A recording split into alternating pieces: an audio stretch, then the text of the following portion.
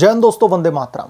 दुनिया भर में नोबेल शांति पुरस्कार की घोषणा हमेशा एक प्रेरणादायक क्षण होता है, जहां पर साहस, मानवता और लोकतंत्र की रक्षा के लिए किए गए असाधारण प्रयासों को सम्मानित किया जाता है।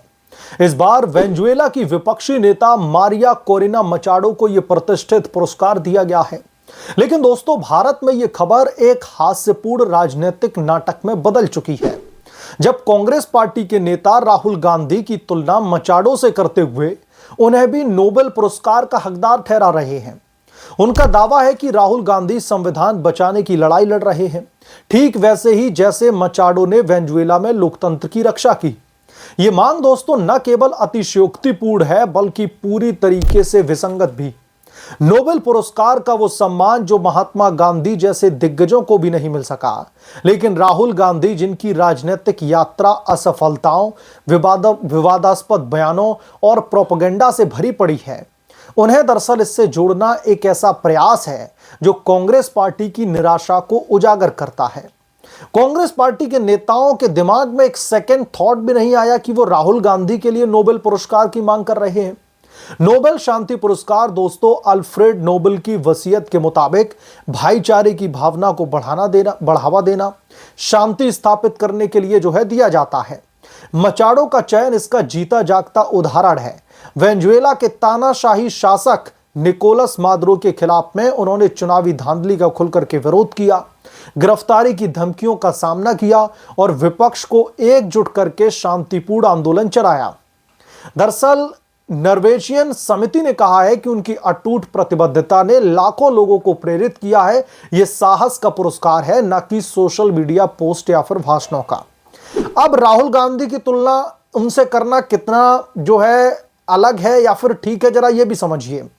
कांग्रेस पार्टी का दावा है कि राहुल गांधी वोट चोरी, ईवीएम हैकिंग, आरक्षण समाप्त करने के प्रयास जैसे मुद्दों पर लड़ रहे हैं। लेकिन ये दावे कहां से आ रहे हैं? सुप्रीम कोर्ट ने कई बार ईवीएम पर कांग्रेस पार्टी के आरोपों को खारिज कर दिया है और कोई ठोस सबूत तक नहीं मिला इस बाबत। बिहार चुनाव में मतदाता नाम हटाने का आरोप भी राजनीतिक बयानबाजी साबित हुआ, जहां विपक्षी दलों ने खुद ही गड़बड़ी की शिकायत की थी। राहुल गांधी का संविधान बचाओ अभियान किस तरीके का है? ये तो मोदी सरकार के 10 सालों में संविधान संशोधनों जैसे कि जीएसटी, ट्रिपल तलाक और नजरअंदाज करते हुए केवल प्रचार का माध्यम लगता है।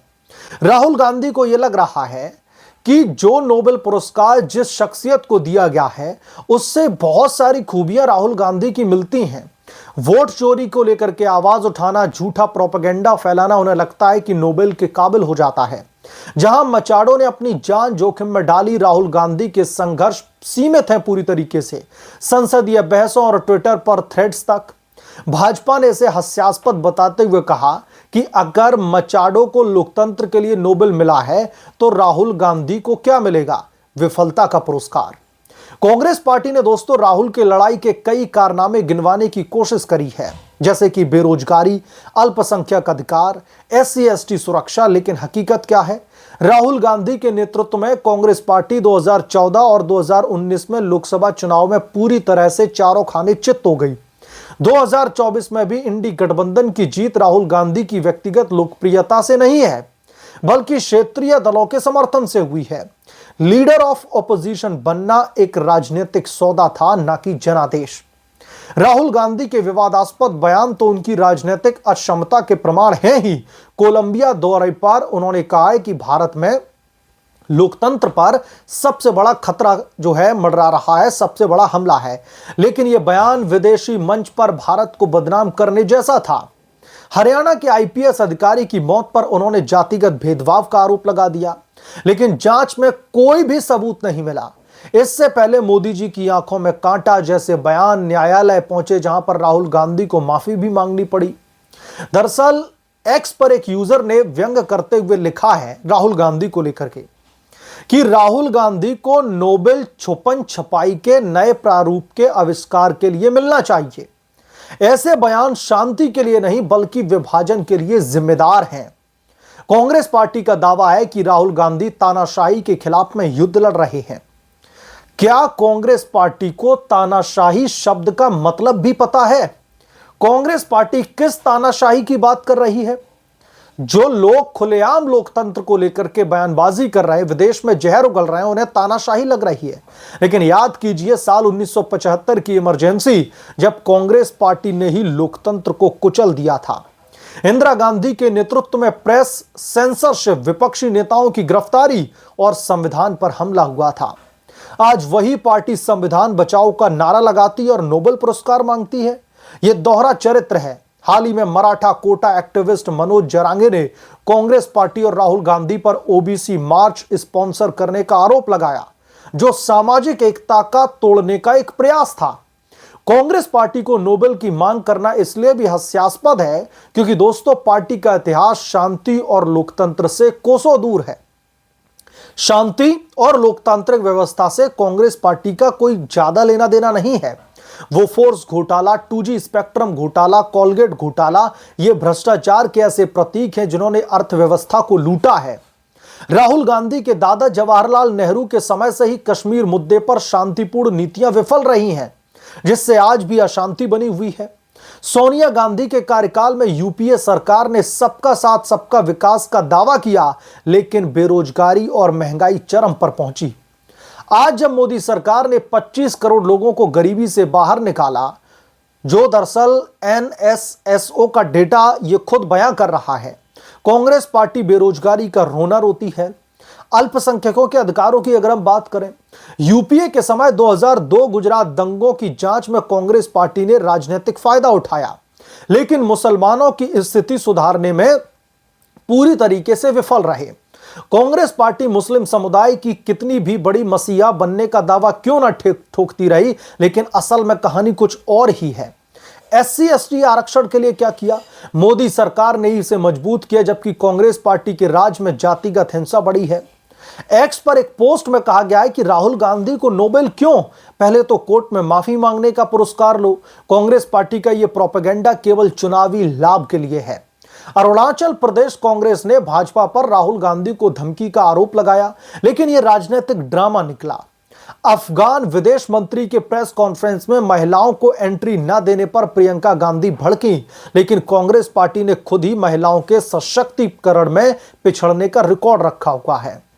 राहुल गांधी और कांग्रेस पार्टी नोबेल के लायक नहीं, क्योंकि उनका संघर्ष वास्तविक नहीं बल्कि कल्पित है।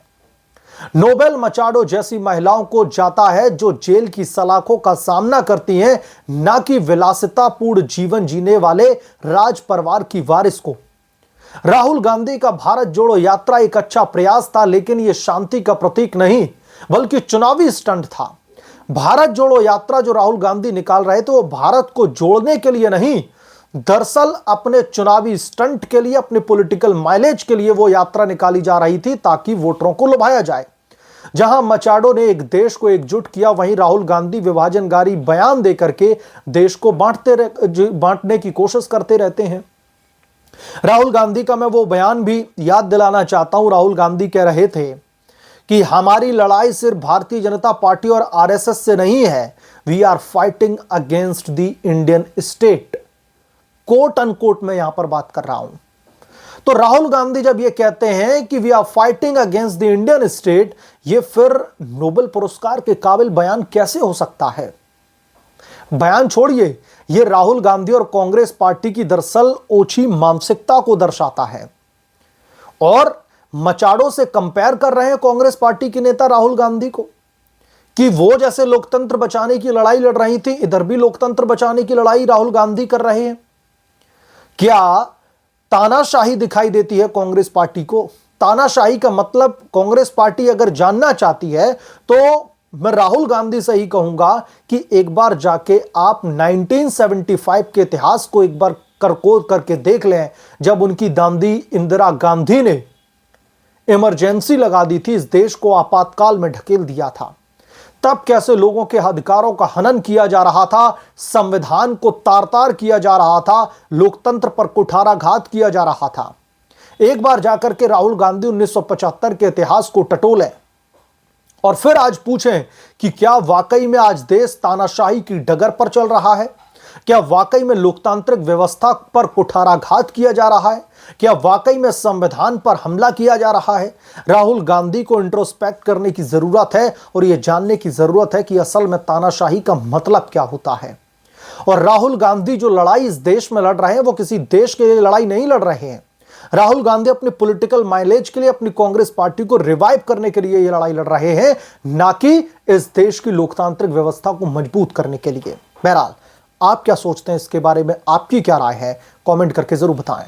जल्द मिलूंगा किस दूसरे बड़े अपडेट के साथ में, तब तक के लिए धन्यवाद। अगर आप लोग चैनल पर नए हैं तो प्लीज चैनल को सब्सक्राइब करें, साइड बने बेल आइकन को जरूर प्रेस करें ताकि जब भी मैं कोई नया अपडेट लेकर के आऊं तो इसकी जानकारी सबसे पहले आपको मिले।